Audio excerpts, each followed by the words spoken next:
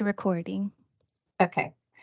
Well, thank you and hello from Texas, San Antonio, Texas, to be specific, where we are surviving 100+ degree weather. My name is Vanessa Melling, and I serve as project director for a DHSI Title V grant at the University of Texas Health Science Center, San Antonio, specifically in the School of Nursing.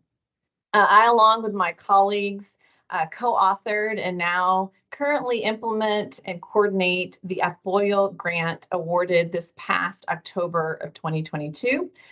Dr. Angela Watts is also co-director, and Dr. Sarah Mathani is a co-director with me. I'm really excited to be here and to tell the story of how we developed a simple logic model that guided us to develop a holistic project, and after being awarded, how it continues to guide us during implementation and evaluation of our project.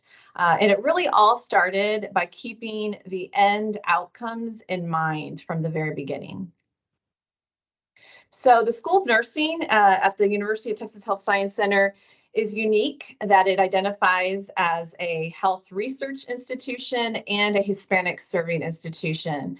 Our nursing students specifically are unique in that they are all transfer students because we're an upper division program.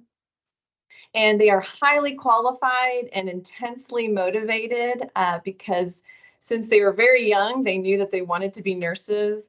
But many of them come from underserved communities and have or are part of historically marginalized backgrounds. So there are many needs that the profession of nursing faces today, as many of you might know. Some of those needs include meeting the demand of our national nursing shortage, especially after the global pandemic. Also responding to just why this national shortage exists, and really perpetuating that shortage because of burnout or possibly mental health or lack of mental health support. And then really just addressing the lack of data when it comes to nursing student success and why students choose to stay and remain in the program to graduation. So after really looking at these needs and looking at the national as well as institutional needs that we had, we proposed a project designed to really provide a comprehensive strategy and project for nursing students. And as you can see before you, this is part of that high impact strategy to really facilitate holistic support.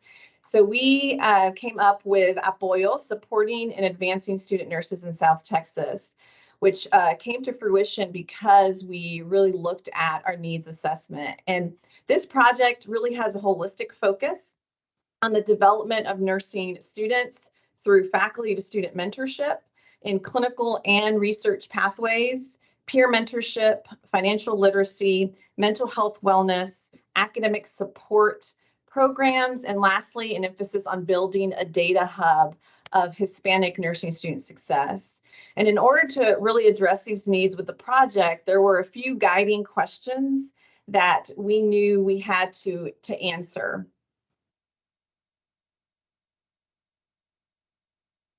And so in order to really formulate a holistic logic model for this project, we had to ask ourselves three really important questions. And the first was, what are the outcomes we want for Latinx nursing students? What is the end in mind for our students in particular, and or the project, which correlates with the idea of outputs and effects in a logic model. What is the end results that we are looking for?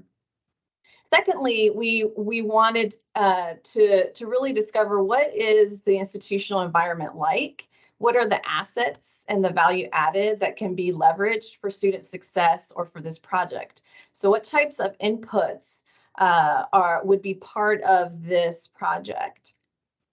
The third question to consider is, what evidence-based interventions, programs, or activities are needed to achieve our end outcomes for nursing student success? And so we also considered assumptions and external factors when it came to really looking at why our students choose this program and choose to stay. And these questions really helped us address all sections of the logic model, as you can see, that we developed to really guide the project. So it's outputs and effects, inputs, and then activities. So I wanted to pause right here and show this picture because many times we see well-formulated logic models and we think that they started that way. But this is a photo to show evidence that this process of developing a logic model, no matter what your project is not always easy, nor is it linear or pretty many times. As you can see, sometimes this process can be very messy and it can begin with a lot of brainstorming and thoughts. And this is just a photo of one of our previous Title V grant projects where we wrote down needs and really those outcomes that we were looking for. So really writing all the possibilities on a whiteboard really does help in order to get your end result of a well-formulated logic model. So this is the final product of our entire project when it comes to that Boyle logic model. It includes inputs, activities, outputs, and those short and long-term effects that we were wanting for this project.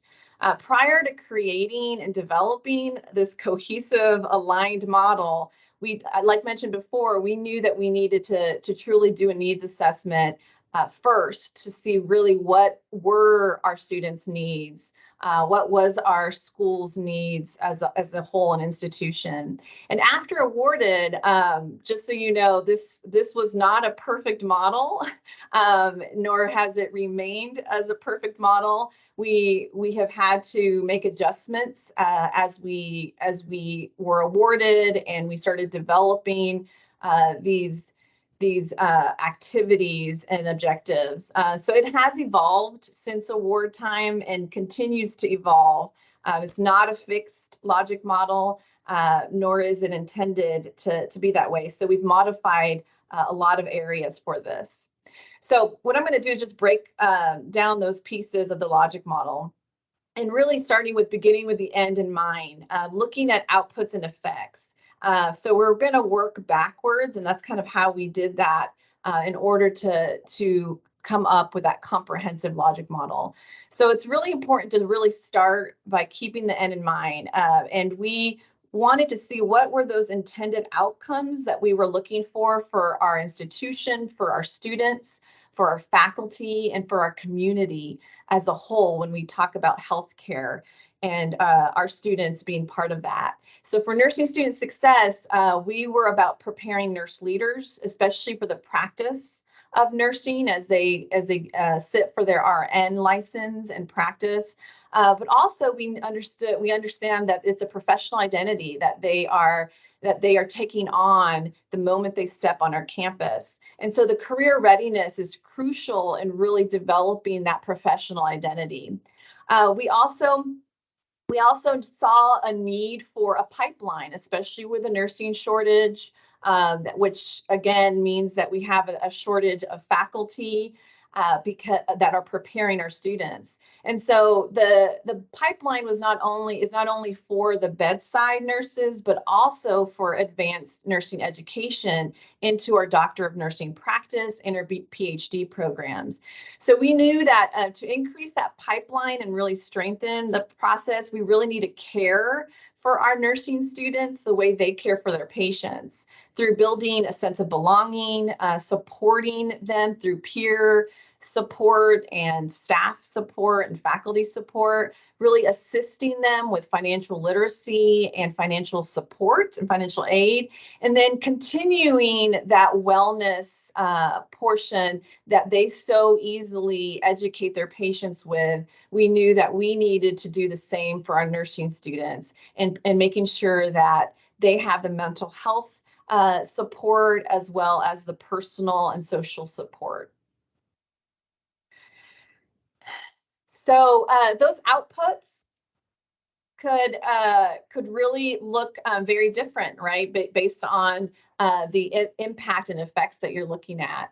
And so I just highlighted one of the outputs as part of our logic model, which was peer mentoring and peer relationships, and how important they are in order to build community, a learning community, as well as for the future, as nurses are looking for jobs and networking. That's very important for them in their profession. And so we looked at what type of outputs are we looking at when it comes to that, and we saw that peer relationships is crucial for our nursing student success, and making sure that students know how to navigate this new world of nursing education, as well as clinical environments, talking to faculty, and really seeking mentorship as they look at this career.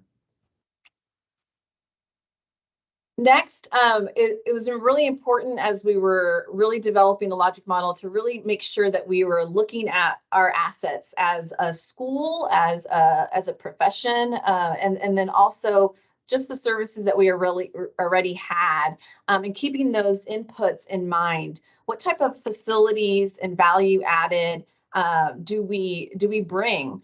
And it's really important to not only know where you want to go, but what do you have to really help sustain that? And that is through it could be through your institution, through a department, through centers or offices, and really aligning your inputs with your identity as a school or as an institution is very, very important.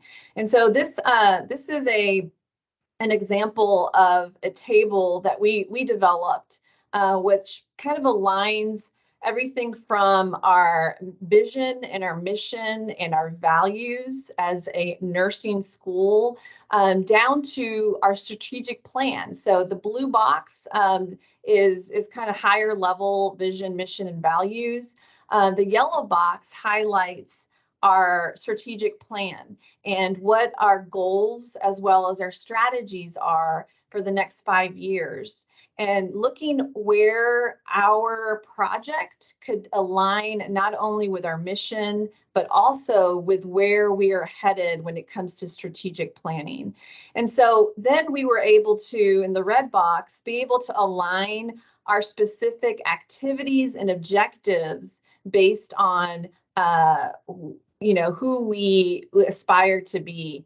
And so as you see in the red box, the Apoyo project objectives are then aligned to our mission, our vision, and our strategic plan.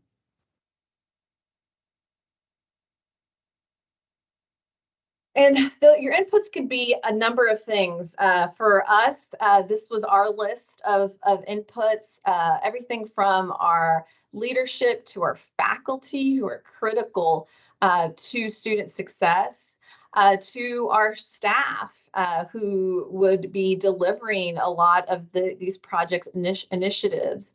One that I highlighted here is our facilities, knowing that we have a biobehavioral lab that our student, especially our undergraduate researchers, could utilize and be able to experience faculty mentorship through this biobehavioral lab. We also have a simulation lab where our nursing students are able to simulate certain things before they enter into their clinical rotations. And so really knowing what those inputs are and how they're going to feed into your activities and support or resources utilized for your project is important. So really brainstorming and seeing how do those inputs align, again, to your outcomes and where you want to go with your project. Next is really developing mindful programs and activities. So it's important as part of your logic model to then think about not only the end outcomes and your inputs, but now how are we going to ensure that we get to that based on what we have, and that looks like the actual activities and programs and objectives. In Apoyo specifically, we have 2 activities. One that is based on mentorship and enhancing Hispanic student success. And another activity that is about wellness support and advancing student nurses using data.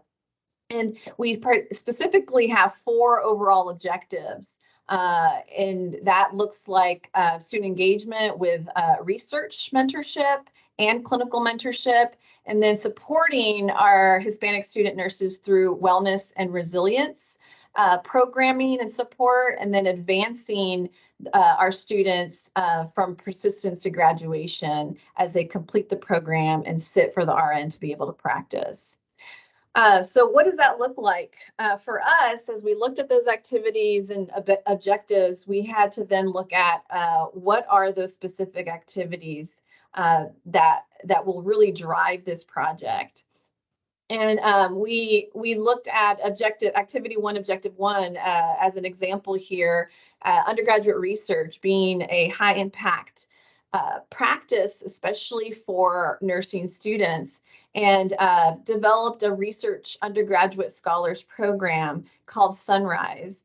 And this program has been really a hallmark program for the Apoyo Grant and for the School of Nursing.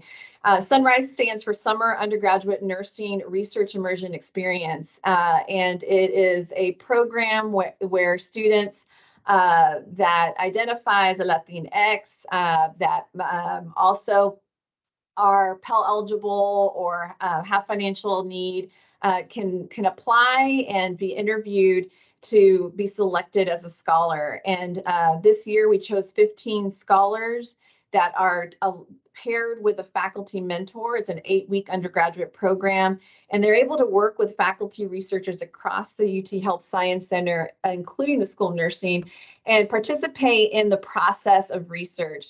They were part of a 4-day orientation where they learned about what research is, the research process, by one of our co-directors, Dr. Sarah Mathani, and really look at the different avenues of nursing research specifically, whether it's in the community here in San Antonio, lab science, or just literature reviews.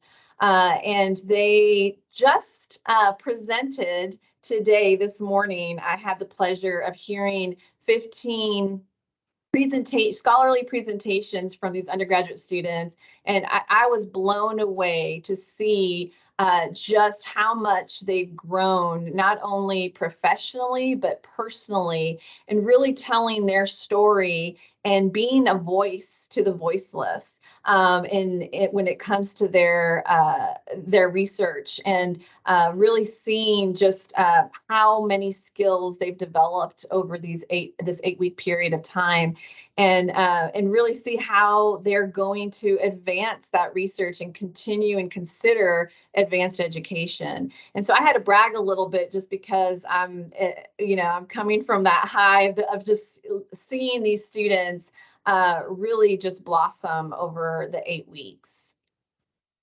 And then in the end, I think assessment and really considering evaluation plan is very important. How does your logic model then go into evaluation? So your evaluation plan should really align to your logic model. And again, threading your inputs, your activities, and your outcomes, you can find how you're going to assess specific objectives of your activities. And so this too can depend on how your logic model changes. And as you can see here, I've blocked out pieces of our objective 1 and 2 evaluation plan, because things have changed. As our logic model changes, we realize, oh, the way we assess this specific program, particularly our Sunrise program, is also going to have to make adjustments to. And so just making sure that your evaluation plan is aligned to all of what your logic model is as a guide. And so it's great to see how that changes and how you can assess measure really how successful your activities are. And I have this picture here because these are graduate students, and one of our outputs is really increasing graduate education among nursing students. And these are our DNP and PhD students graduating in our last graduation ceremony. And that's really our what we're assessing and evaluating is looking at that persistence through the BSN to nursing graduate school. So that is in conclusion a little bit about our story on how we were able to align our logic model with specific programs, especially when it comes to nursing education. Contact information is here. If you have any questions, I'm more than happy to answer any of them. Thank you so much, Dr. Nolene. We did have a question for you in the chat.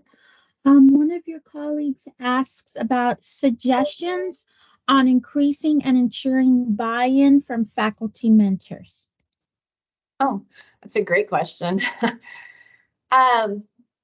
Well, just so you know, I think engaging the faculty through the process of program development is critical. I think that bringing them in through the assessments and needs assessment and seeing what they need and how this program can help elevate their research and also their experience as they're teaching students in class as well as in clinical. I will tell you in this morning's presentation for our 15 scholars, we had many faculty there.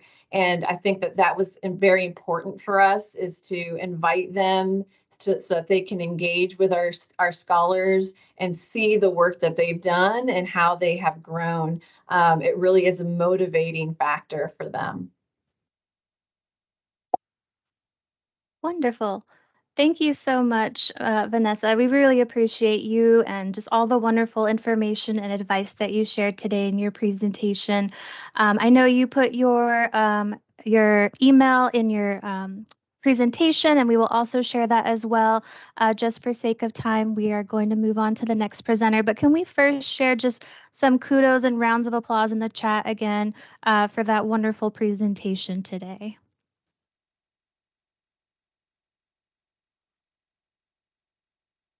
Awesome. Thank you all so much. And thank you again to our wonderful presenter. We will move on to our second presenter of our Logic Model webinar series, Lydia Zendejas from UC Santa Cruz. I will turn it over to you, Lydia.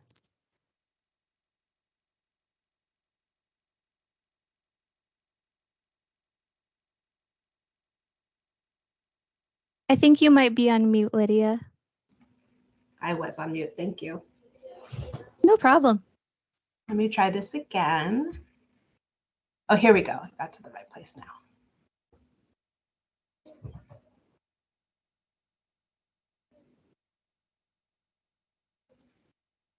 Okay. Can you all see the introductory slide? I do see the PowerPoint with the slides on the side.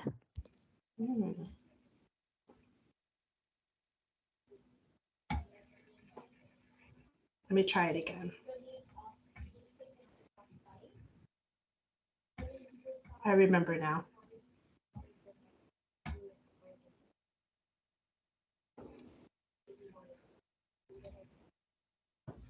Okay. We get that correct? Okay, yep, thanks so much. That looks good. All right. So good afternoon, everyone. I'm really glad actually to be following up with Vanessa. So much of what I heard from her share, it sounds, very similar to kind of the work that we've seen and how we do the work at UC Santa Cruz. So obviously, I'm Lydia EXOS Zendejas. I am joining you from the University of California, Santa Cruz, where it's a nice, lovely day. It's about 70 degrees, so I'm sorry to rub it in there. But one of the things that definitely is not possible with us is that, a lot of our work it's because of the multiple people that are involved across campus and even across the UC system. So I will say that UC Santa Cruz, we became an HSI in 2012. We got our first grant in 2015. And now we have 3 grants that we're managing. So I'm the project director for one of the DHSI ones. And then between the other 2 grants, we have Charis and Sarah that kind of guide the work. And then we have Professor Catherine Cooper, who really is someone that we meet with on a regular basis and has been basically moving along with us since the moment that we became, HSI has now a leadership committee, and we had initially started as a task force. And so, from when we evolved to a task force to a leadership committee, Professor Catherine Cooper has been with us along the way.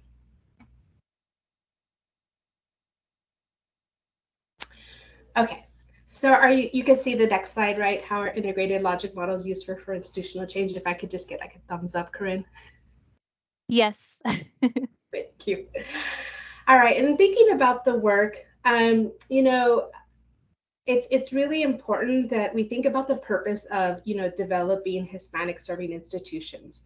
And so I went to the Department of Education website and I just kind of downloaded this one little sentence, which says that, the whole thing is to expand education opportunities for and improvement of Hispanic students, and to enable them to kind of enhance our academic offerings, our program quality, and our institutional stability. And so this is basically kind of speaking to the type of demographic change that our institution has been experiencing in the last, I would say, 15 to 20 years. So the way that we think about it and the way that we've kind of operationalized it, at least on our campus, is we think of it in terms of 3 A's: alignment, action, and accountability. And I'm going to go in a little bit deeper into the next slides about how we do that.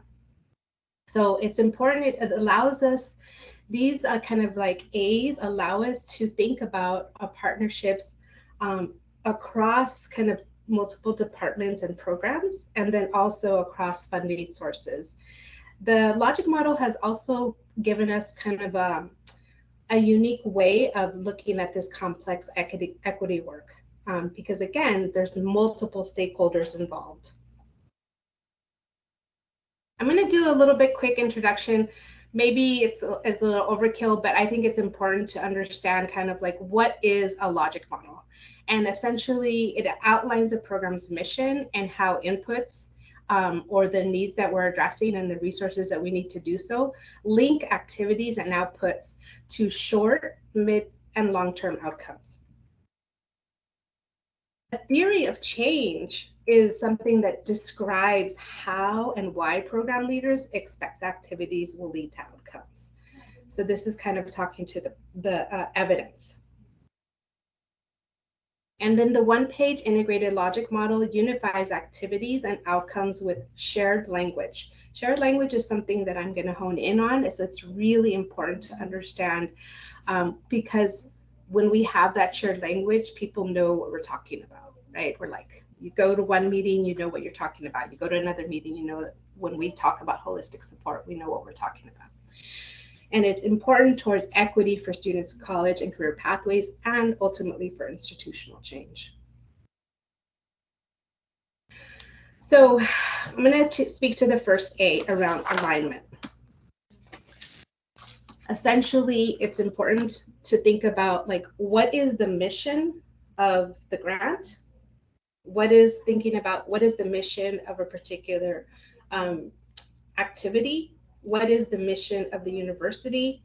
And then, thinking of all the different missions and thinking about like, okay, so how do you put all of those pieces, all those missions together to have an aligned mission?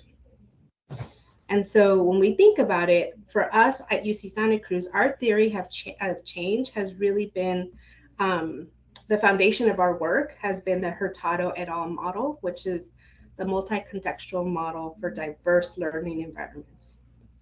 And so it's essentially being able to understand that it provides evidence-based research in understanding the multiple players that are involved at the different levels, whether it's faculty, whether it's staff, and also the students. So the whole goal is that we can connect multiple projects within the university. We're actually able to kind of connect the multiple funding sources and the needs of those funding sources, and also the kind of goals that we said we were going to achieve with those funding sources. And then this logic model also allows us to connect multiple institutions. So for example, in our area, we have, here on our campus, we have the Educational Partnership Center. The Educational Partnership Center is a department out of our campus that works with high schools, community colleges. And so many times when we go to write a grant and we involve different stakeholders, we're going to reach out to those partners and say, let's just put our finger on the pulse. This is what we know, what we think has been happening. Is this still what's currently happening? And so kind of just making sure that we're engaging the current players, kind of like what I heard, like the question to Vanessa regarding faculty, like how do you involve them, right? How do you get their buy-in? You get their buy-in when you involve them in the process. I think we have a question. I don't know if we want to take it now or I can wait till the end. You want to ask the question real quick?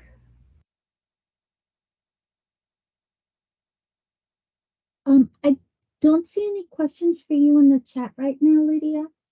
Oh, you know what? Then I just saw a hand real quick and then, okay, it disappeared. All right. So again, you know, this is just kind of like, this, what I'm showing you here is a real quick, like inputs, right? And then you have your theory of change. And then your outputs is like who's attending, who came, who is missing. And all along the way, you're documenting all of these pieces, right? And then your short-term outcomes and then your long-term outcomes. And so many times what we've noticed is that we've been able to really demonstrate our short-term outcomes, you know, within the grant. But being able to really demonstrate long-term outcomes, that takes longitudinal work, and that takes work where we have to continue to do it within our internal research and evaluation team. And I'll talk a little bit about that in a second.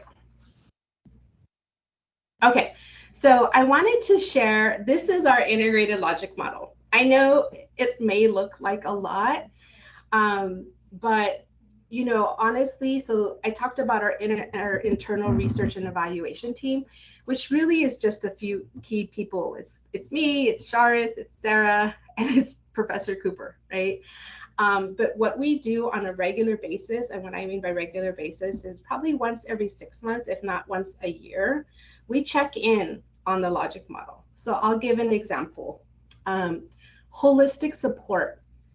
Before, that language looked very different. It looked, I think we used the terms counseling and advising. But we realized that as our students are changing and the needs and how we support them change. So essentially, holistic support is terminology that we want to use across campus with the multiple partners. And so, you know, knowing that that was key, we wanted to make sure that we demonstrated that within the integrated logic model, right? Another area that has come up really key is financial literacy. So knowing that, you know, it's important for our students to walk out of getting their degree with some kind of semblance of what it means to have a budget, what it means to walk away with certain student debt, right? Especially as, you know, education has gotten more expensive. Having those conversations internally to then have the conversations with our practitioners on the ground on regular kind of like business meetings, or whenever we're actually checking in with our, what I call our grant implementation teams, is key. And then sense of belonging. So this is a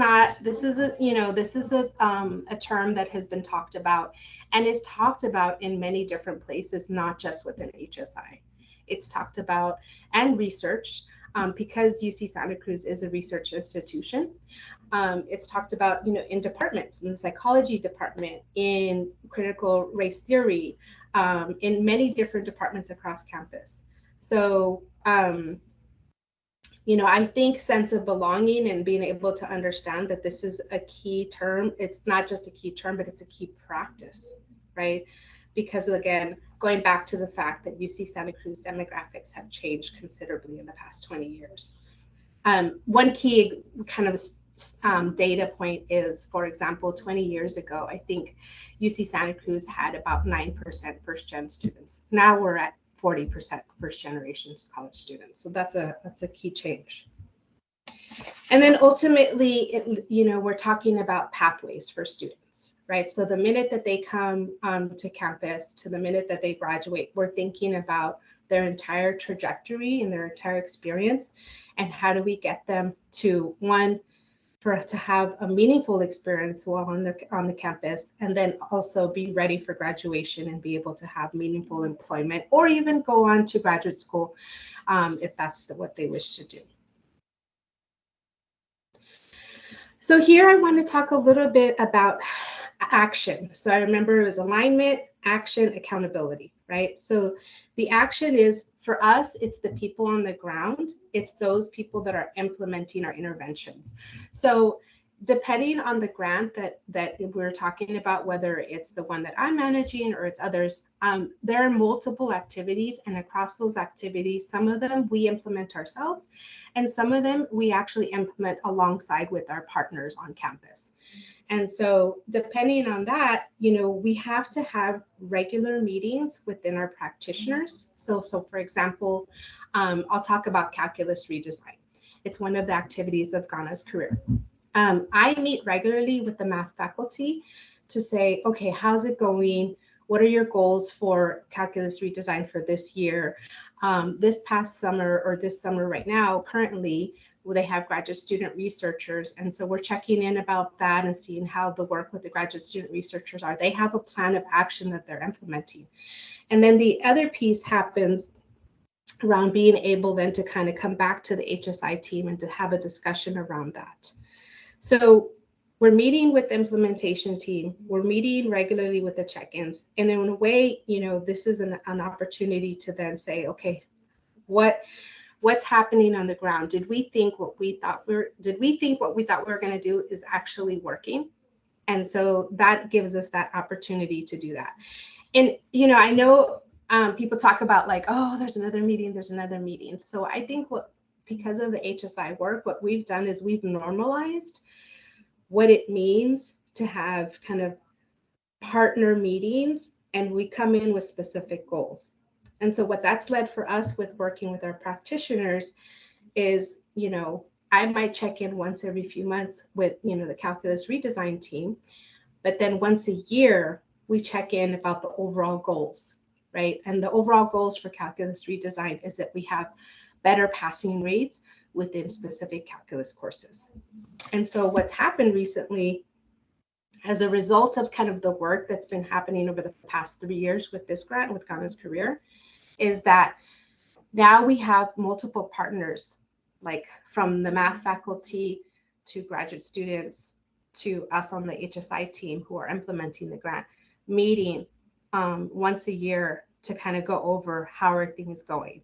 And so last year we implemented something. We weren't sure how it was going to be received, but we worked with the math department. I checked in with the math chair, and just talking with them about like, this is our goal and why we want to bring these people together. And so we brought together the graduate student researchers. We invited faculty just to let them know, here's what we're doing, here's how we're doing it, and here are our results thus far.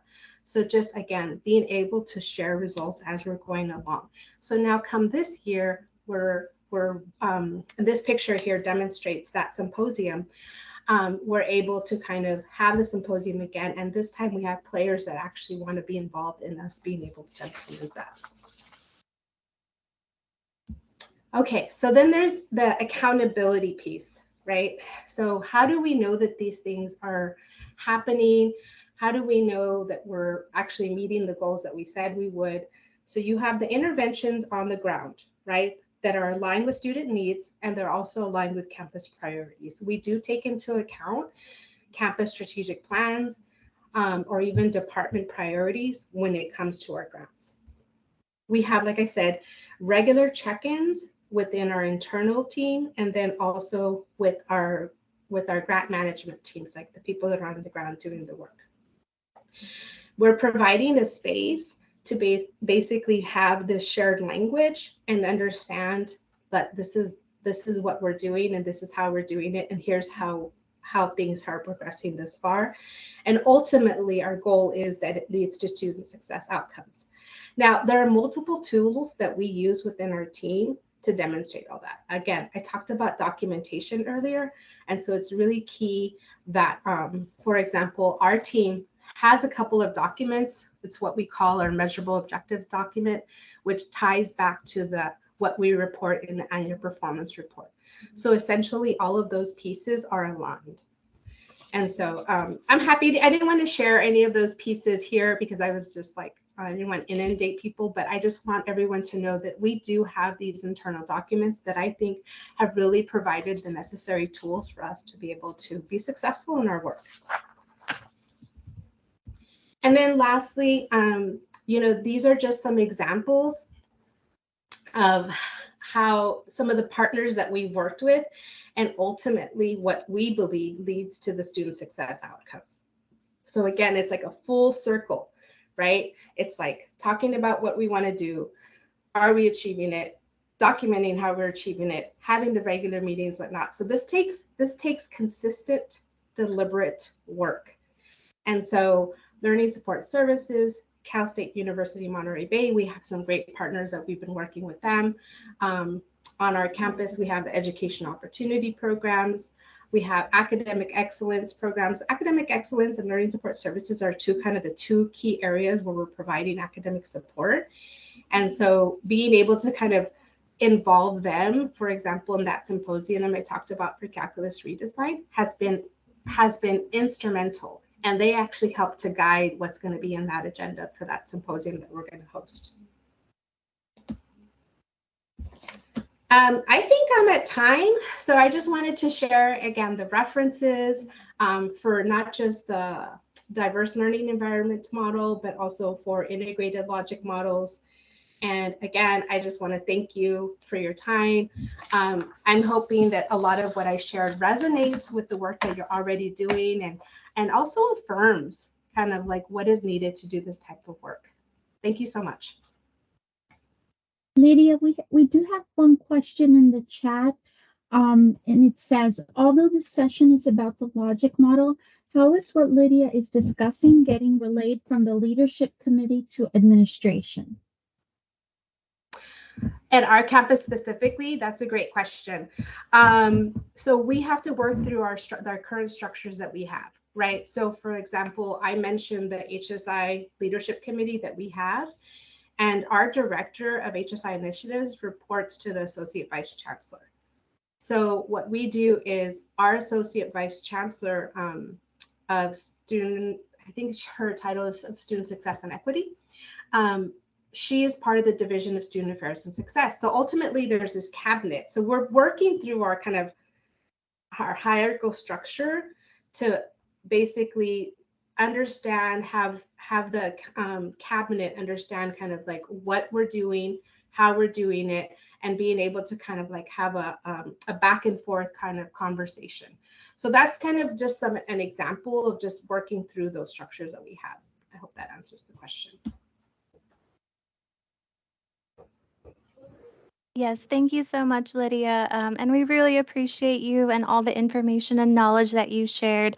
Thank you again so much for this wonderful presentation. Can we give some kudos in the chat and some reactions for Lydia for the wonderful presentation?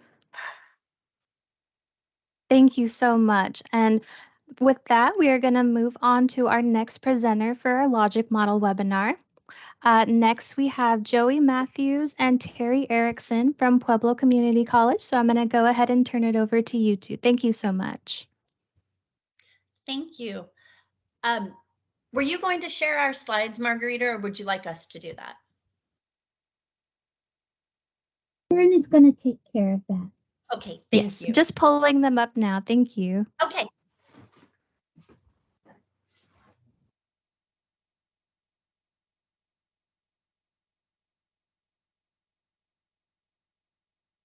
Well, while we're waiting for the slides to come up, my name is Terry Erickson and my colleague Joey Matthews is here. We decided when we were asked to do this session that it would be really helpful if we could present it from two viewpoints. And that is the viewpoint of the grant writer, the person who actually designed the logic model, which is myself, and then also one of the individuals who was involved in the entire planning process and then became the project director for the grant, which is Joey. So Joey, do you want to tell just a little bit about PCC's project before we jump in? Absolutely. Thank you, Terry. And thank you, everybody, for allowing us to share this information with you. We're excited to be here today. Pueblo Community College, to start off with, has been a Hispanic serving institution for more than 30 years. And we collaborated with many of the science faculty to develop this project. And our major objectives are to increase STEM enrollment, retention, graduation, and transfer rates. And so we have a lot of different activities associated with the grant, which you'll see here in a minute that Terry will share in our logic model. But, basically, we wanted to inspire students to pursue a STEM education and then help them along their journey. And so you'll see in our logic model that we have introduced intrusive advising. And so those are in our ACEs, our academic career experts, and outreach so that we can introduce STEM education to our K through 12 audience.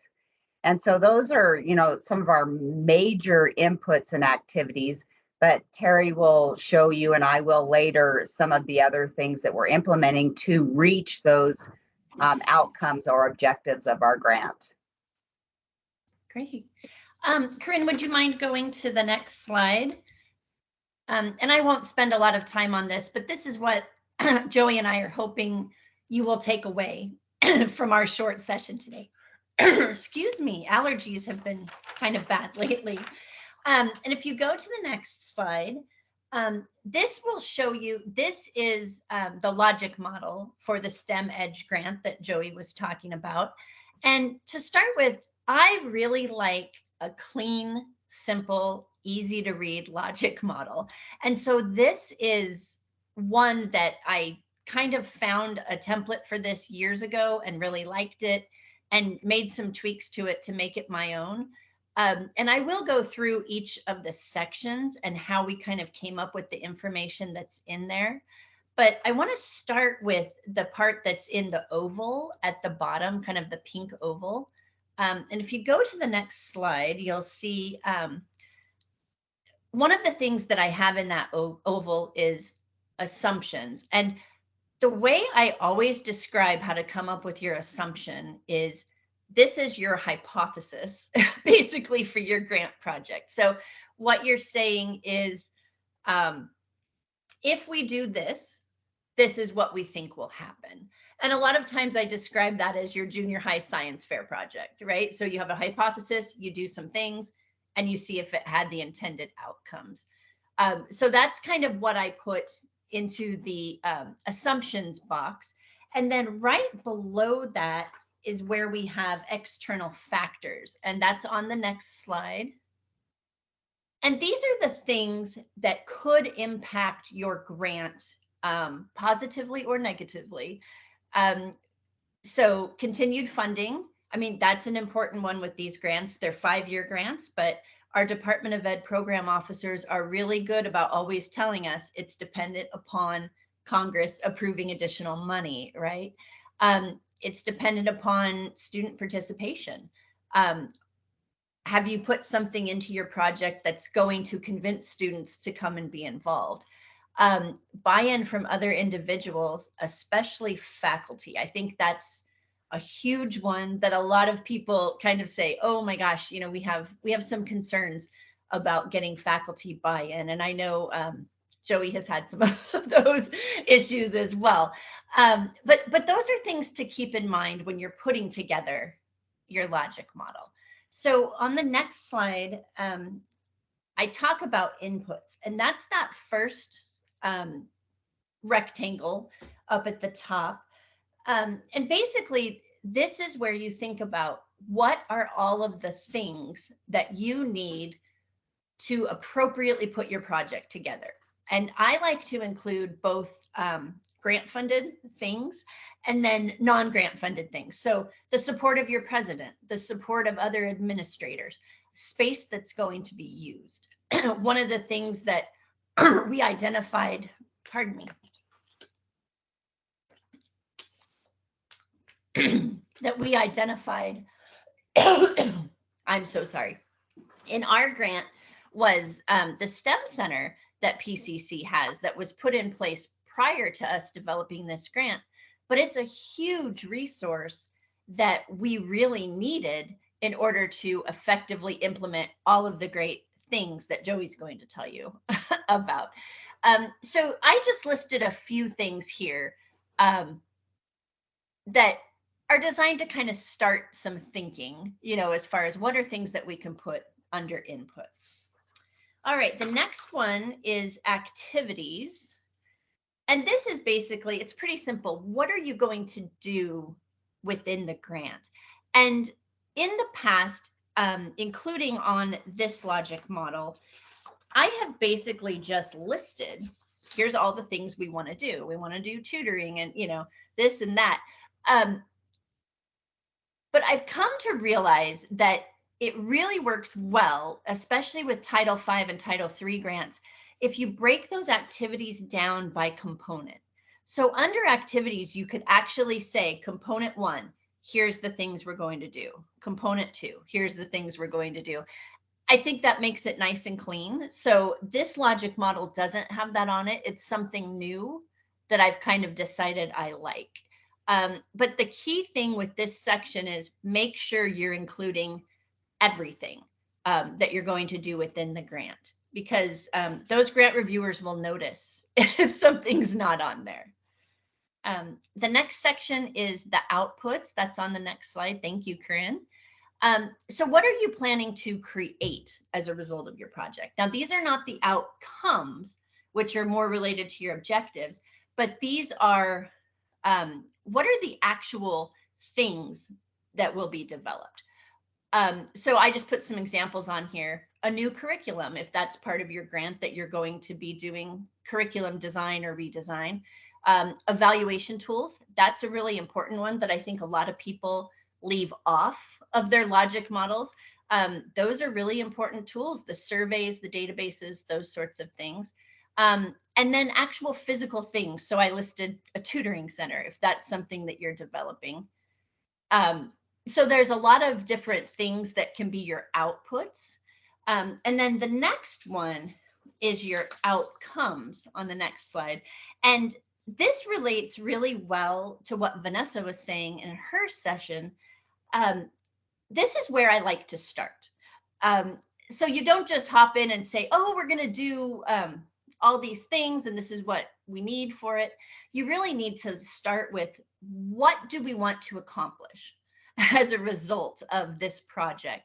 And so the best way to do that is by short, mid, and long-term timeframes. So in the short term, you're probably not going to meet your objectives, but you may be able to get faculty buy-in.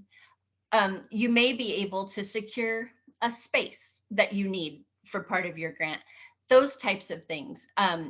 Midterm, you're going to be talking more about attitude changes. What has the grant done for your students, your faculty, your staff? How are they feeling about being a Hispanic serving institution and shifting culture? And then finally, for long-term, you can list your objectives for this, like your overall 5-year objective, or you can be a little more detailed. But really, it's a way of saying, this is what we expect to happen. And then those other boxes leading up to it are all of the things that we think will help us get there. So that's essentially, in a really fast, small nutshell, how we put logic models together at PCC. And then the next slide is a sample. This is just a worksheet that I put together that basically gives you all of that information I just had on the other slides. Something that you can use as a template. So I believe Corinne is going to be sharing that when she shares the slides, if I'm not mistaken. But that's something you can use as you're kind of jotting down ideas. And then finally, on my next slide, I want to just share a couple of tips. And one is that, and this totally fits in with what Joey's going to talk about, it's a map for how your project will be managed. It's a way for you to ensure that you're doing all of the things you said you would be doing. I kind of mentioned this, but make sure everything you're planning, all of your activities, all of your project components are included in your logic model.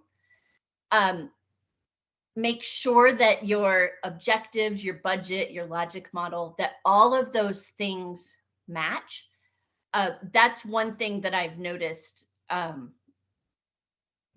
sometimes there can be some disconnect, especially if there's a last minute budget change. If something gets pulled or something gets put in, people don't always remember to check the logic model to make sure it's up to date. And then finally, the reason I use this kind of classic style is I think it's really easy to read, and it's kind of that keep it simple theory.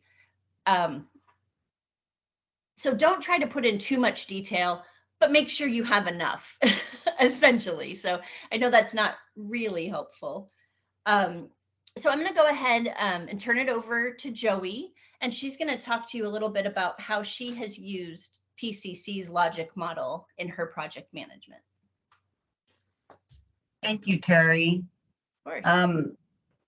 So as Terry stated, a logic model is a map for how your project will be managed.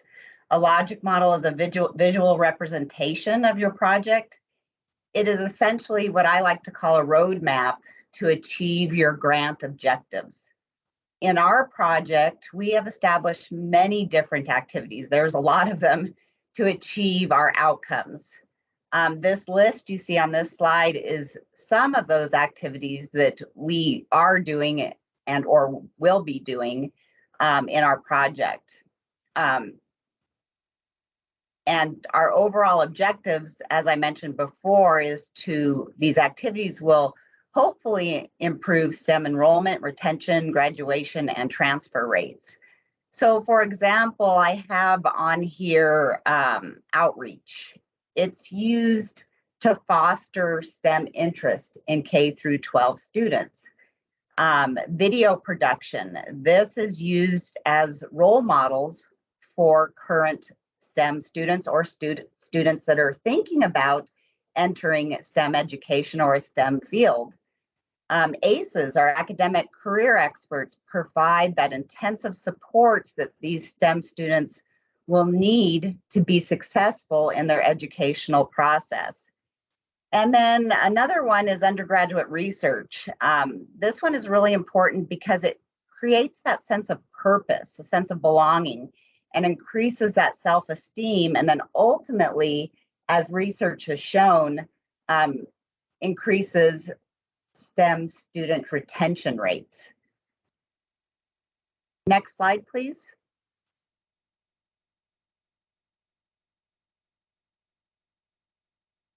So Terry talked about inputs. Before we can achieve any activities, we need to first acquire all the inputs that our logic model shows. And these inputs need to be acquired in a very timely manner for us to be successful. Our inputs are one of our major inputs.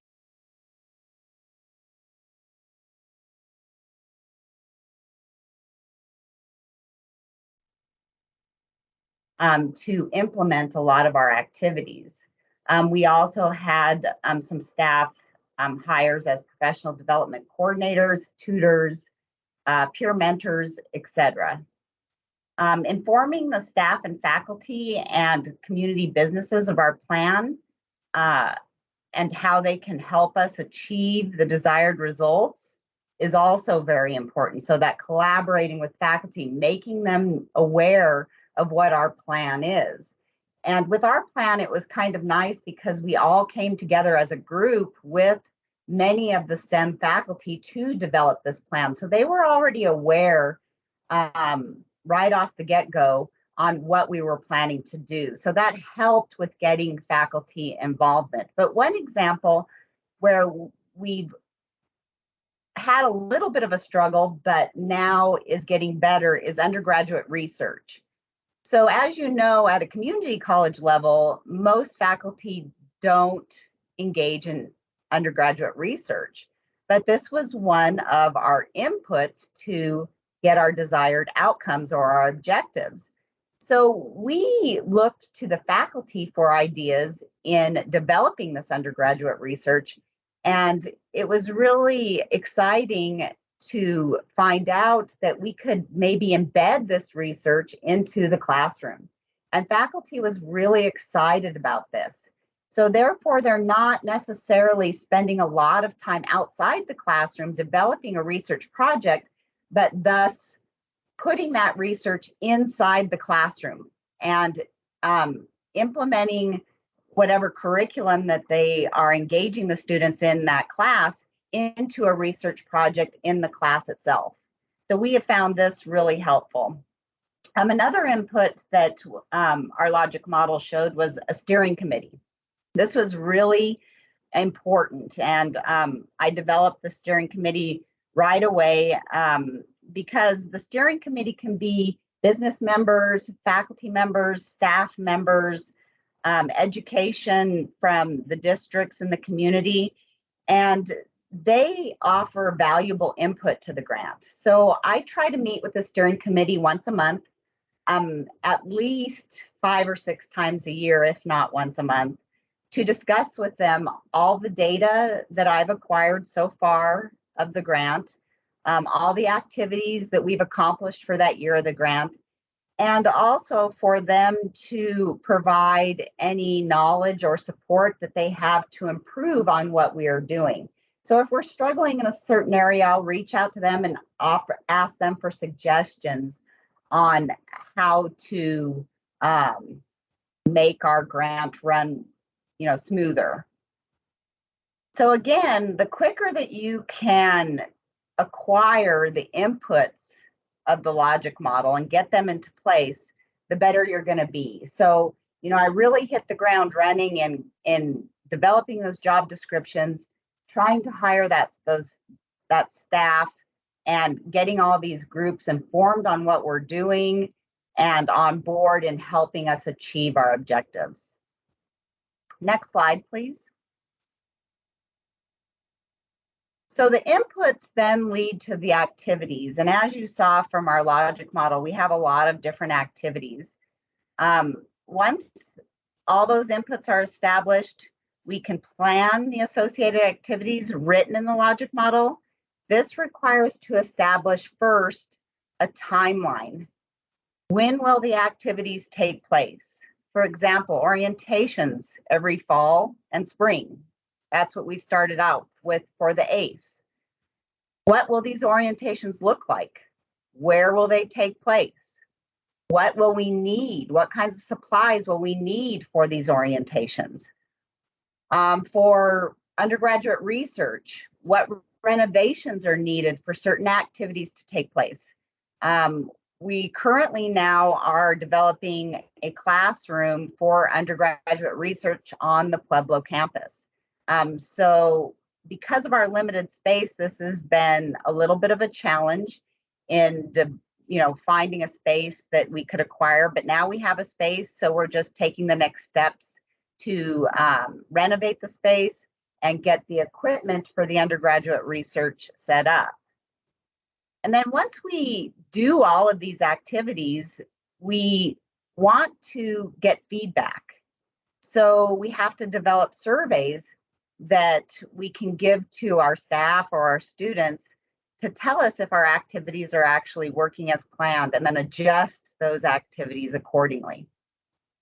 So I've just given one example of activities. Like I said, in our logic model, we have many different activities that are going to achieve our outcomes, but this is just one or two examples of those activities. Next slide, please. So then our activities will lead us to our outputs.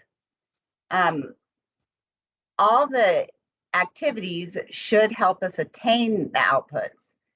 We have to develop schedules, train faculty, form articulation agreements with universities. Once all the student resources are established, students and staff relationships will improve. This will foster a greater STEM student belonging. Students will be more informed and better adapted to achieve their desired degree, which will then hopefully let us achieve our outcomes. Next slide, please. So thus, the outputs will help us achieve the desired outcomes, like I stated. We have our outcomes in our logic model as short-term, mid-term, and long-term. Our short-term is to improve relationships with students, faculty, and local businesses. Our mid-term would be student feedback that will lead to improved STEM enrollment. And then finally, long-term, to increase retention of our STEM students, graduation, and transfer. And we will achieve a better level of student engagement, a supported environment for students and faculty to thrive in.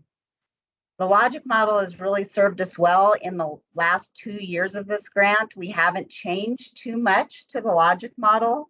As we move forward, everything in it we've pretty much accomplished to a certain extent, but it really has been a great summary and roadmap to our intended objectives. Next slide. So are there any questions?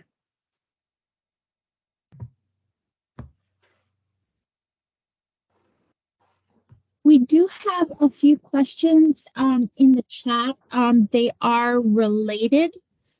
I'm sorry, I'm trying to, the scrolling down keeps moving. Okay, the two questions are related. If Terry or Joey could speak a little bit about the differences between components and activities and outputs and activities. Yeah, I can do that, Joey, if you don't mind. So the difference between components and activities is a component is more general. It's like the umbrella that would go over all of the activities. So for instance, in this grant, we have 3 components. Excellence, growth, and equity are the 3 components. And so the first one is related to outreach. The second one to actually working with PCC students, enhancing their learning.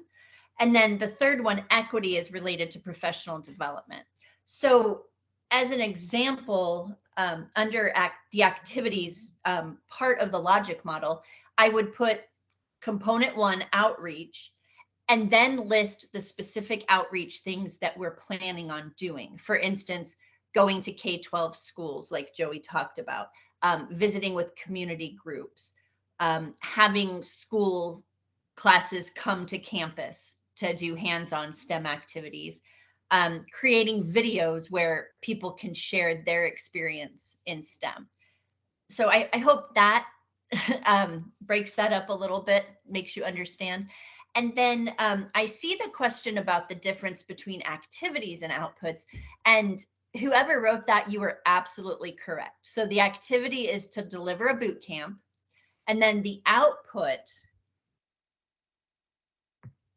would actually be, you develop the boot camp curriculum, you develop the boot camp schedule, you hire the faculty. So you might have a job description for that. Those are all tangible things that are developed as a result of the activities that you've undertaken. So I hope that clears that up. Wonderful. Thank you so much to our wonderful presenters from Pueblo Community College, Joey and Terry. We very much appreciate your fantastic presentation today and all of the great information and resources you shared. Yes, I will be sharing all of the slides and all the materials after our webinar today. Before we move on to the next presenter, can we just give some kudos in the chat and some reactions to our wonderful presenters? And I will also share their email addresses if you all have any other questions for our presenters today. Thank you both again so much. Thank you. Alrighty, we have two more presenters for our webinar today.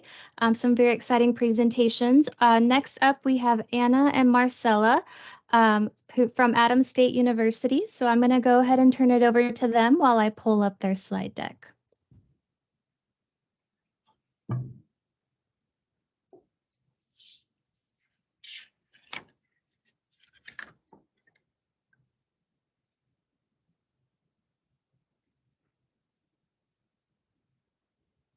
Wonderful. Yes. Good afternoon from beautiful state of Colorado.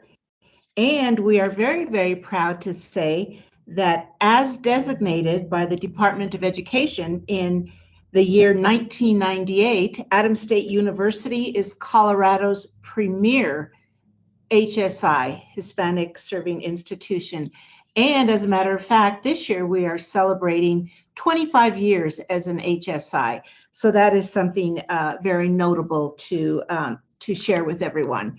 Also, I would like to share that today's presentation with the logic model is part of what we're going to share with you with our Cornerstone to Capstone grant, which is in year 3 of implementation. My name is Marcela Garcia, and presenting along with me today is Anna Torello. Next slide, please. So in developing the proposal for this Cornerstone to Capstone grant, the whole notion of this proposal had to do with building the Adams experience, which was a spinoff from some of our previous work that entailed a theory of change, a theory of action, and also aligned with institutional learning outcomes. So with that, there was some discussion that had to take place, some deep reflection that had to take place so that the planning team could arrive at targeted understandings. And we called that experience the essential questions that guided our work. And we dealt with assumptions. So what assumptions did the planning team, either collectively or individually, bring to the table regarding conventional teaching strategies and how that had an impact on the implementation of high impact practices? Also, the assumptions that could impact the experiential learning and the aspect of each of the tenets of the logic model.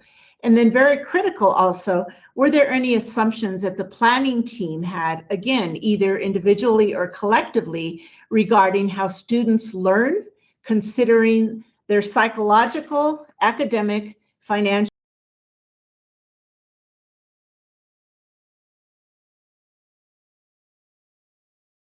Oh, I apologize, Anna. Marcella, I think you went on mute.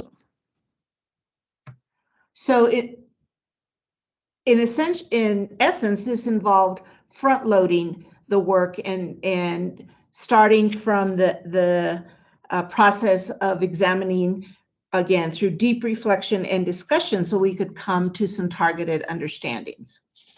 Next slide, please.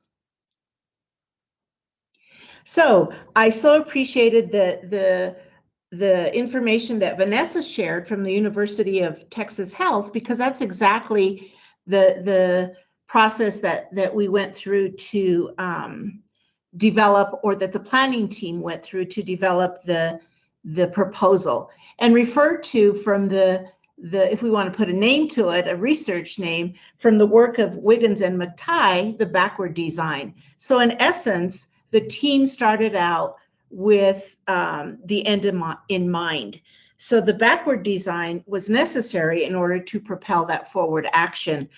Also taken into consideration was the situational factors. For example, who was the audience? What departmental or curricular contexts were already in place?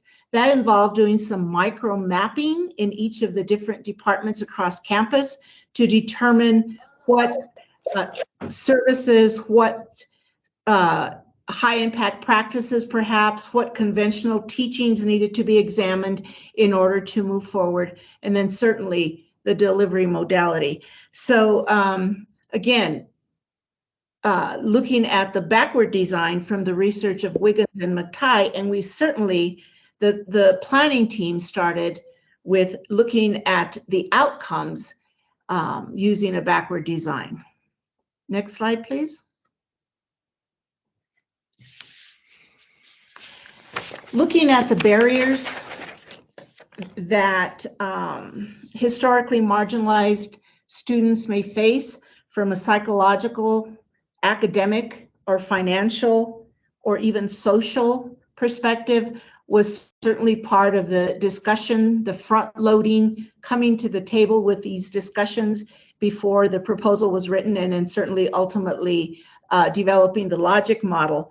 But the whole notion of some of the problems that some of our students from a first generation background, Hispanic, low income, transfer, or non-traditional background may face can have to do with lacking or not being able to engage in metacognitive or critical thinking or even problem solving opportunities. Certainly the whole notion of college navigation for our historically marginalized students, and that does not mean, as you all know, moving from building to building, but navigating the process of higher education. All of those discussions and individual and collective assumptions and discussions led to the proposed solutions or the intended outcomes. Certainly, the intended outcome was the implementation of high impact practices. So from an innovative curricular perspective, and as I mentioned previously, this involved an extensive curricular reform. So looking also at internships as a high impact practice, which certainly the intended outcome was to create career pathways for our students, and looking at peer mentoring and 21st century skills workshops. Those are some of the proposed solutions that in turn were the catalyst for the proposed grant, and then to implement all of that in a comprehensive manner into a logic model. It certainly involved the planning team confronting biases, assumptions. Again, all of that was necessary to even begin the process. Next slide, please. We looked at research and the impact of high impact practices, because as you know, that is the outcome or the solution to some of the barriers that we discussed. So what were the impact, or what would be the impact on these historically marginalized first generation and minority students? We realized that this had to be a multidimensional approach. It had to be a shared responsibility. We did not waver on the notion of quality, certainly equity, and by that meaning equitable access, which could then in turn hopefully lead to equitable achievement. We talked about cultural capital and social capital that benefits some students but not all, and then also how the lack of cultural capital and social capital could also lead to inequitable attainment, as we talked about the development and implementation of the proposal, and then hence the logic model. We all know that when you approach anything from this perspective, that students are empowered.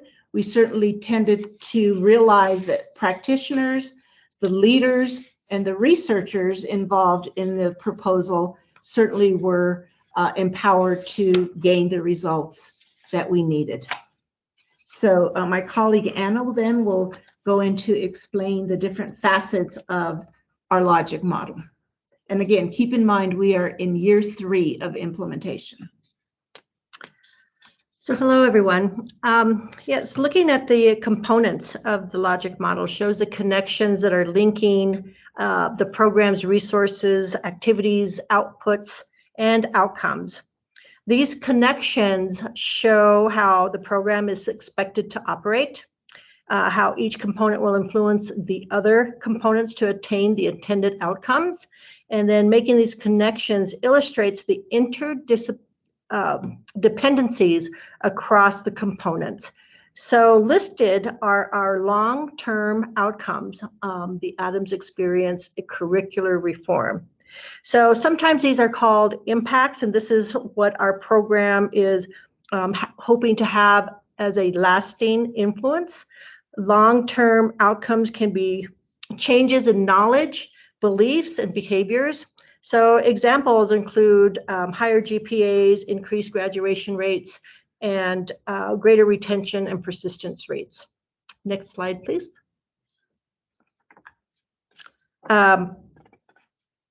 So our outputs are listed are our outputs, and our tangible process-oriented results typically expressed in numbers, such as the number of students engaged in the intervention or the number of faculty trained.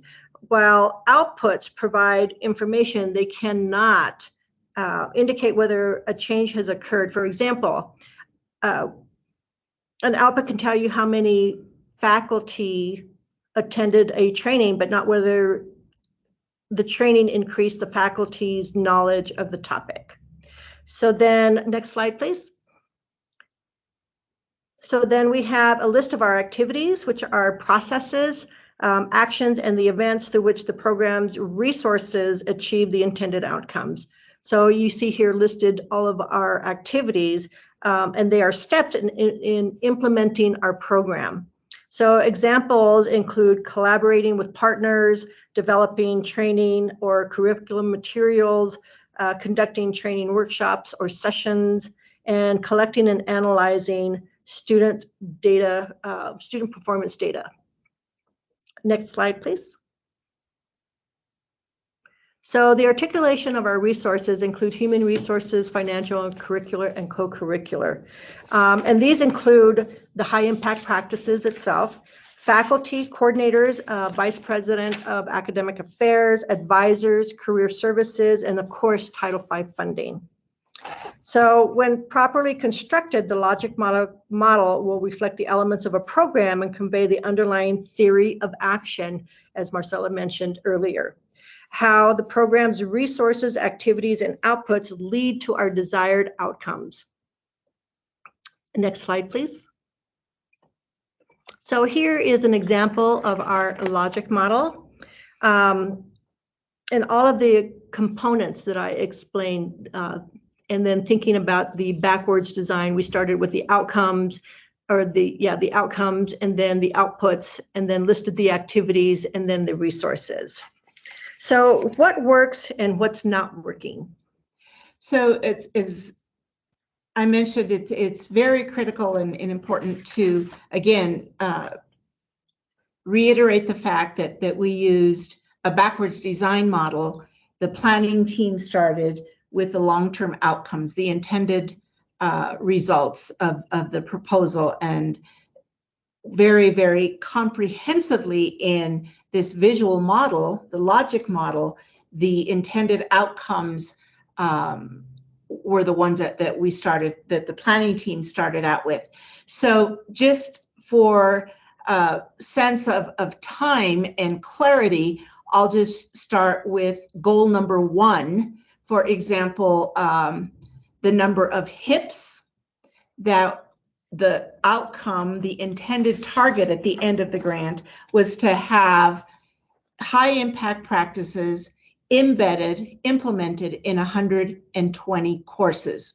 So again, in year 3 of the grant, which we are currently in, we have data that was reported in our annual progress report for year 2, and that data about the number of high impact practices embedded in courses across campus exceeded the target. So that's something that is a positive. And then we go backwards to the activities and we look to see what could have led to that exceeding the target. So we know that we have faculty and staff professional development. There are HIP learning communities. Faculty have access to mini grants, all of the different HIPs, the high impact practices from first year seminar, e-portfolio, capstone, writing intensive courses, first year experience seminars. Those have been embedded and implemented at different varying degrees. So when we think about, as was the task when we were asked to do this presentation, what's working and what perhaps is a challenge or not working. So we think about what is a challenge with specifically goal number 1. It would be perhaps something that every system could face at one point or another, and that is changes in personnel. So there have been many changes, unfortunately, in personnel, in which there were gaps in consistency of implementation under a reasonable timeline. Those vacancies have been filled, but then you know what happens when there's a change in personnel, then it's almost like a catch-up situation. But I'm pleased to announce that we are making progress and the changes in personnel and those gaps are being addressed. So that's what's working specifically with goal number 1 and what the challenge is. Anna? Yes, so goal number 2, what's working is the number of seniors engaged in internships. What's not working is the number of students overall engaged in work in internships. So looking at our activity component, we are building our community partnership database to increase student access. And then looking at our output component, we are continuing to expand the number of internships across academic departments. So for goal number 3, what's working is the quality of Grizzly Persist 21st Century workshops. What's not working is the mentoring program connection with the workshops. So we are looking to change our strategy to deliver workshops to increase engagement and the connection to the mentoring activity. So next slide, please. So last, we have a snapshot of a tool that we use to assist us with collecting data, which enables us to examine where our successes and challenges are. From there, we evaluate our strategies to implement activities to reach our desired outcomes. We do not change what's written in the logic model, but we do look at our strategies to deliver each of the components within the logic model. I want to thank you for being here to watch our presentation today. So that concludes our presentation for today. Any questions?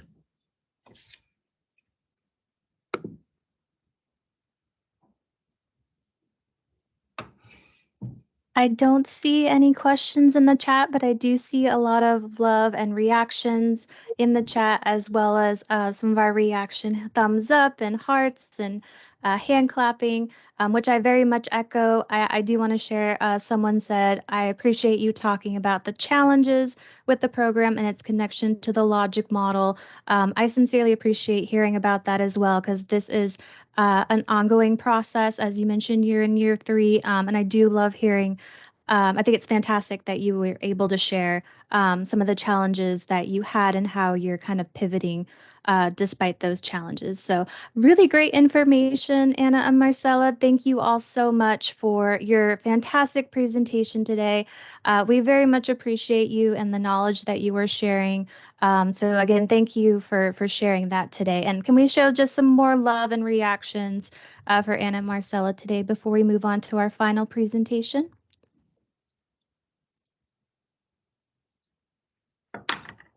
Wonderful. Thank you all so much.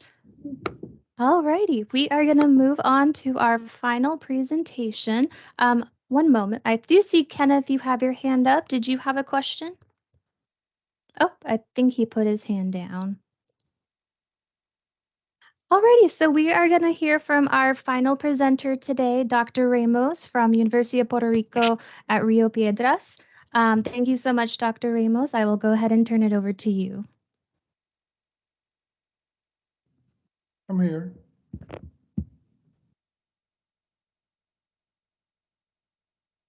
You hear me?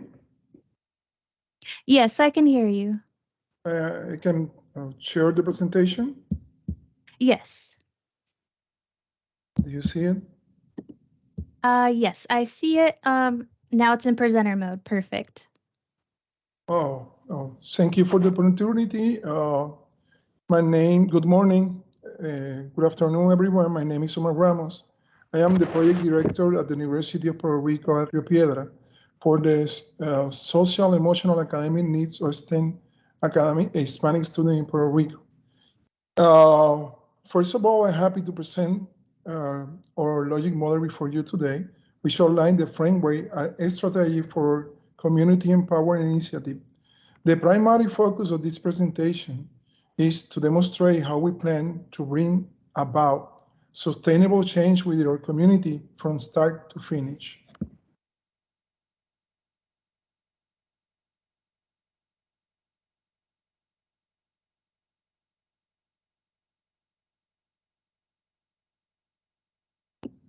Do you hear me? Yes, we hear you. Okay, the logic model is a visual verbal representation that communicates the strategy and theoretical framework of a project. It's aimed to represent the logical connection between the program inputs, activities, output, outcome, and impact, and provide a roadmap for understand how the program activity are expected to lead to the desired outcomes.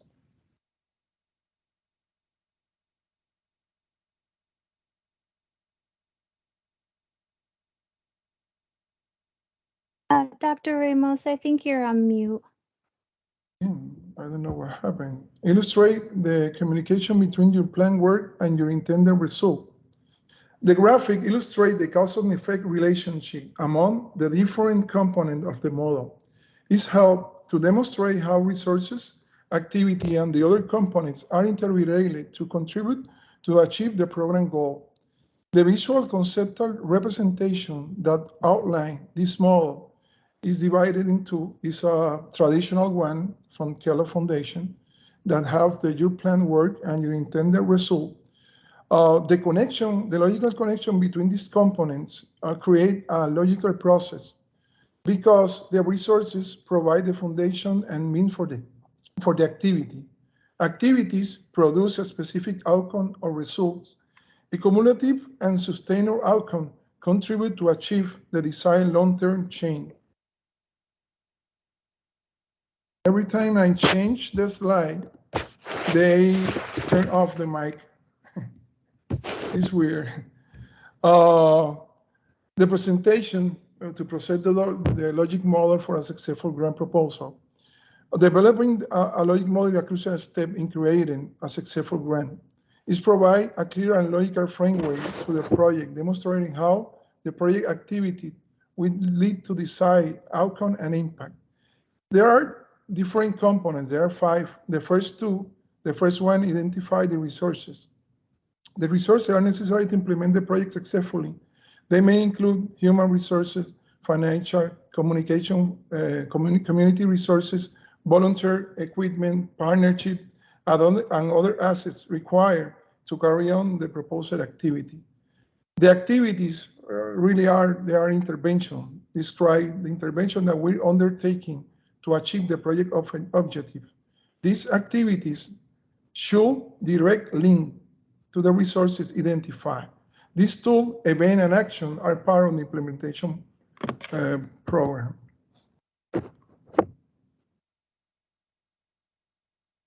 Your intent result supposed to be aligned these 3 components. The first one is output, outcome, and impact. The output are the direct product of the program activity, such as the workshop, community member engaged, training sessions, and other. This kind of activity help you to develop the outcomes. The outcomes are the direct and measurable result of the program activity. They demonstrate the change, the progress that occur as a result of the intervention. There are three different components: the short-term, medium-term, and long-term outcome that are part of the project activity. Each one should be measurable and aligned to the project objective. And finally, the impact is fundamental change occurring in the organization. This change should be sustainable and result from the project outcomes. Impact are the broader long-term effects that the program aims to achieve.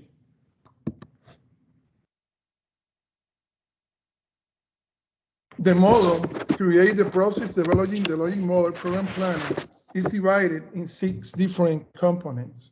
To develop this model, it's important that the program aim to empower the university community to develop essential skills. In our project, we use 21st century skills, educational opportunity. In the project, it's a STEM opportunity, jobs, internship, and create active community leaders. Right now, we are beginning to implement the early warning system alert with a component of artificial intelligence. The positive impact of this program is to develop sustainable change in the life for the university community as a whole.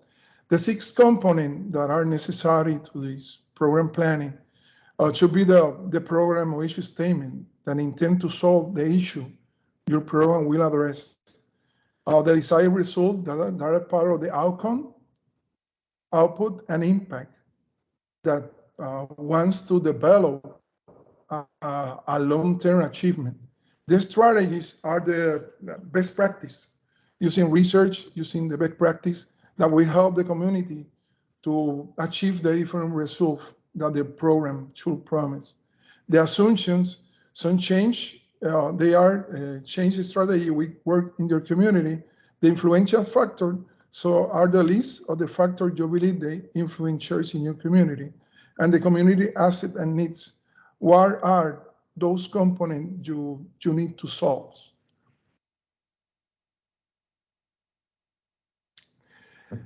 Oh, this is the logic model of our model. The resources we identify for institution, program, human, and physical.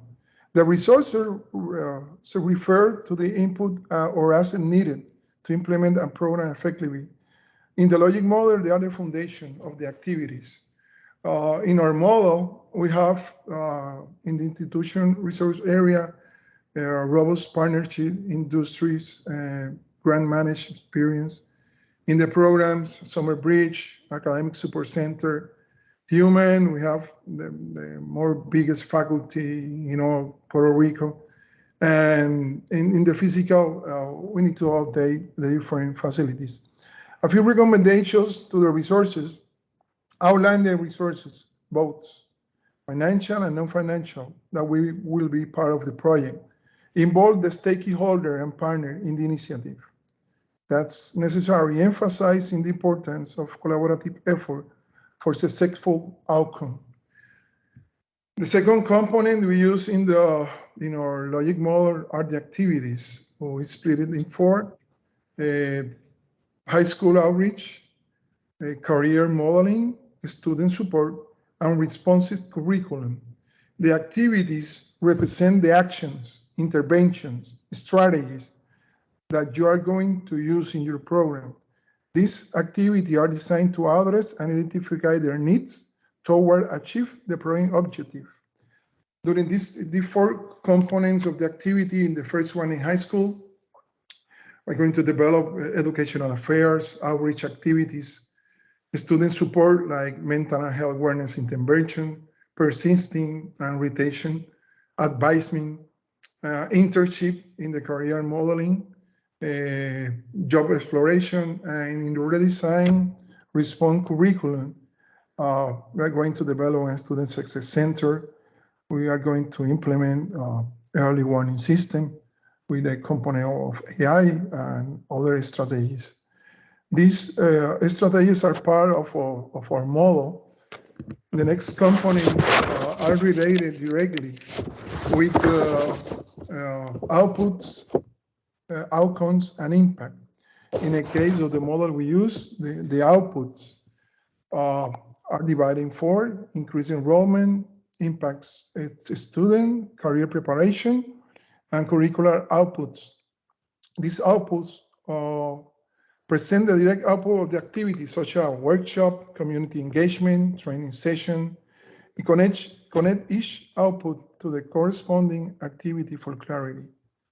In these outputs, in increased enrollment, we have already different meetings with school, with the articulation.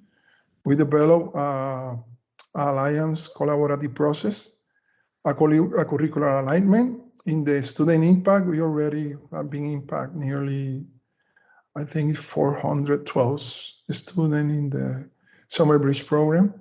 In career preparation, we are going to impact research skill, internship, and in curriculum output, we are going to redesign courses following the delivery and others.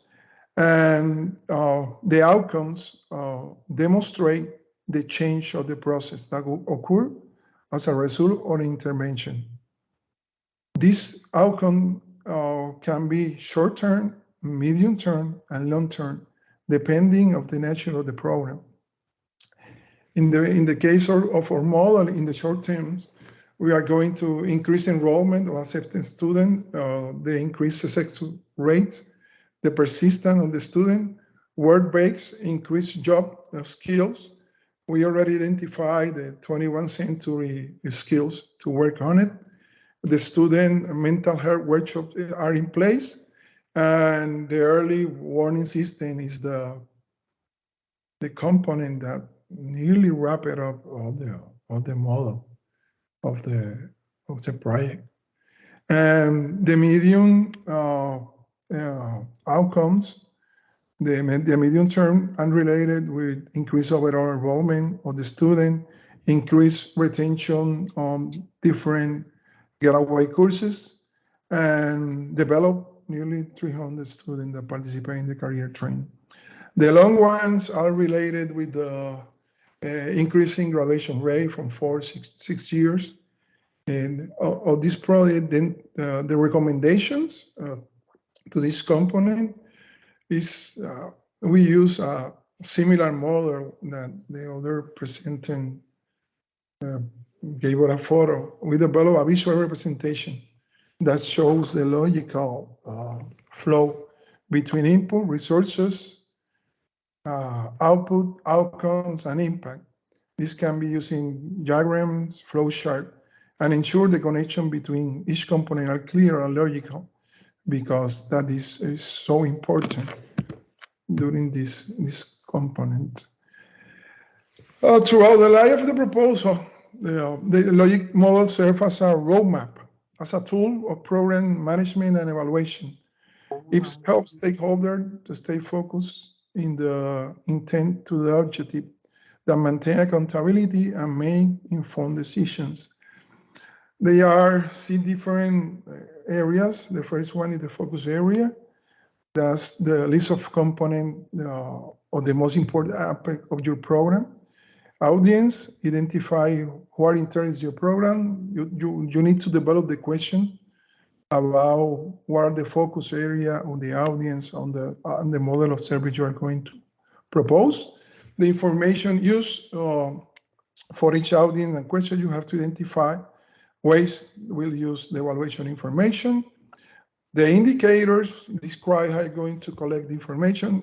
At this model, we have a very strong data system that will help us to collect and they indicate status of the program.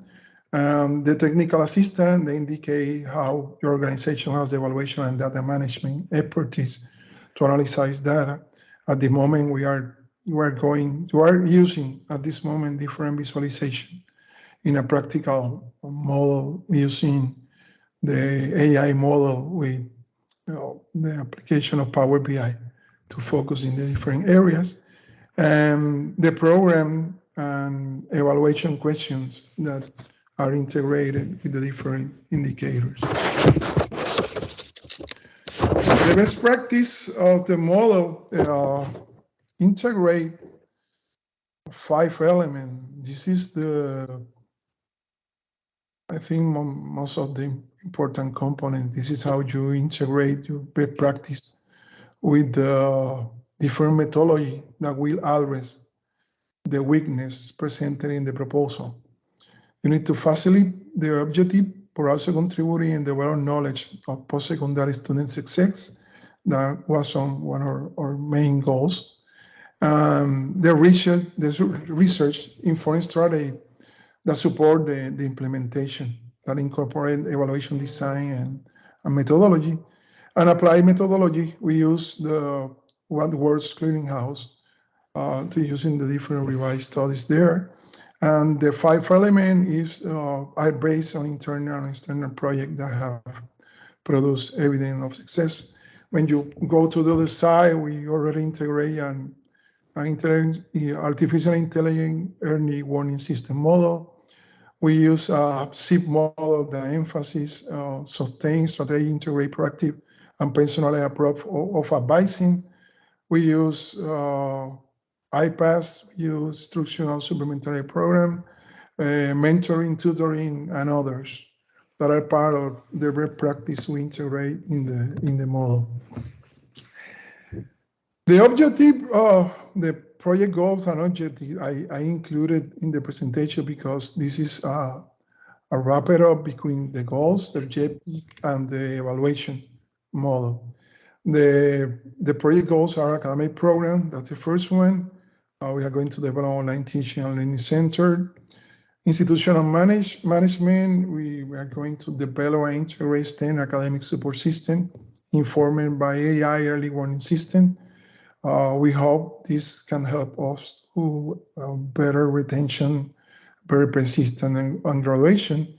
Is strengthening the university capacity is increase the opportunity for all students.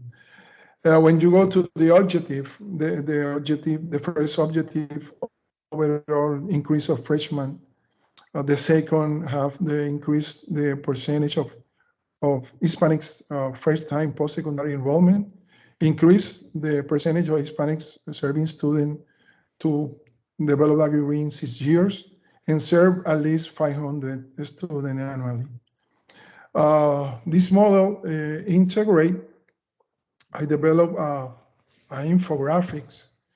The infographics is like an abstract of the logic model that represent the different steps to develop to the logic model.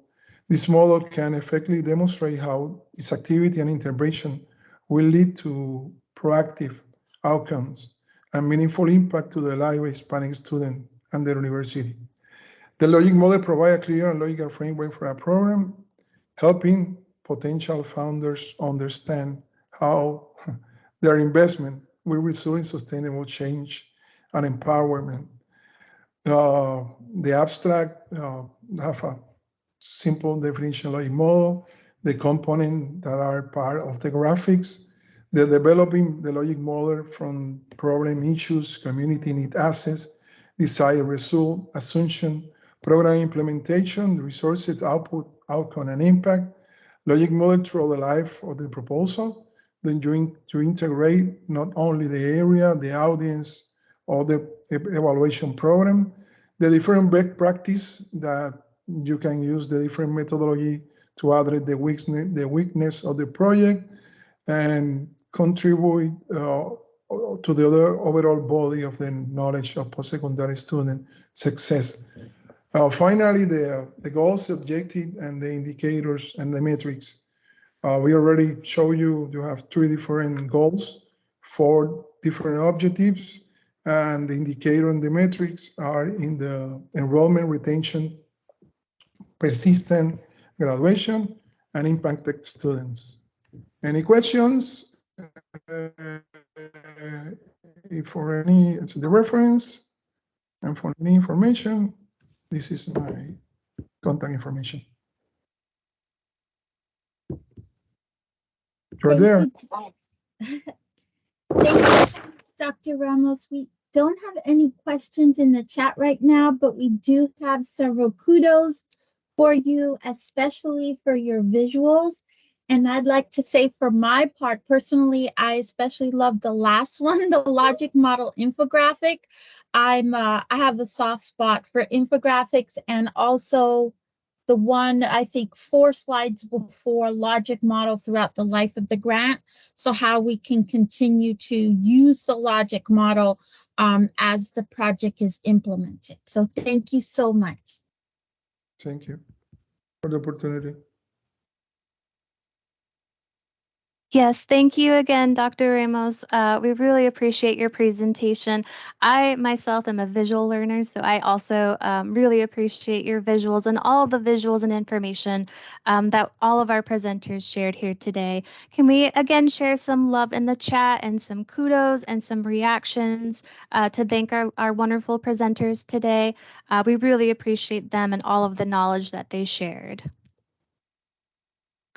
And before we go, I just wanted to share with you a couple of resources to hopefully take with you as you go forth and implement your grant.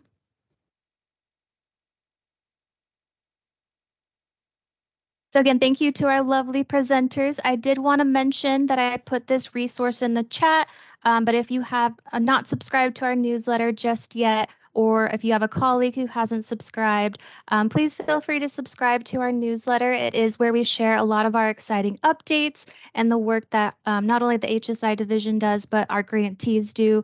And you can receive regular updates on regulation guidance, resources, and future HSI Division events such as this one.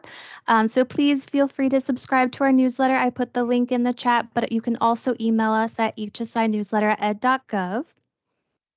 I could not leave this webinar today without sharing the resources and links to our new HSI Division YouTube playlist on our higher education programs YouTube channel.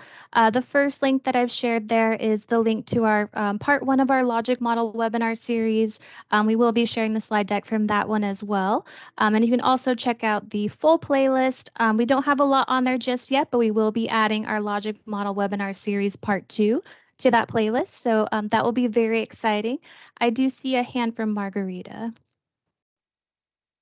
Thanks, Karen. So I just wanted to clarify for our colleagues that the webinars that are currently posted to our division web pages, for technical and legal reasons, we won't be able to add them to our YouTube playlist, but they will remain on our web page for your future use.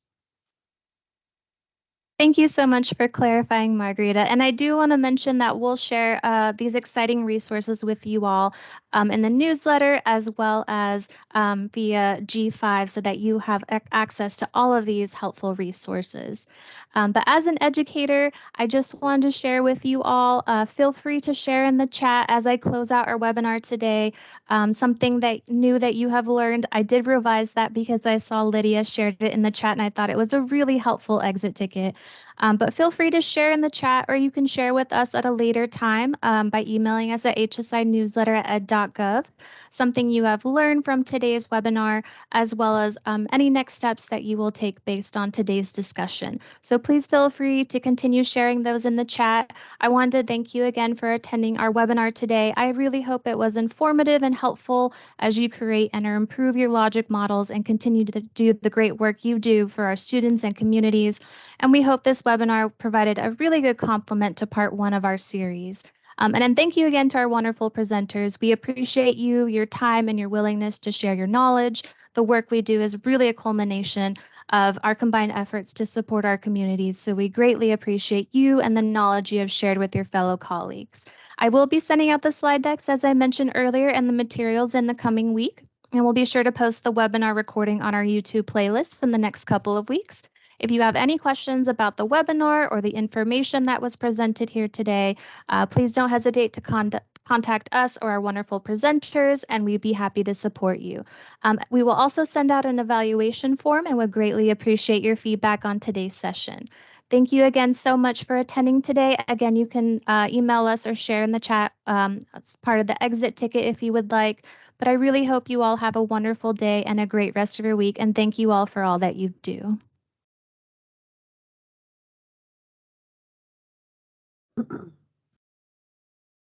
Thank you also,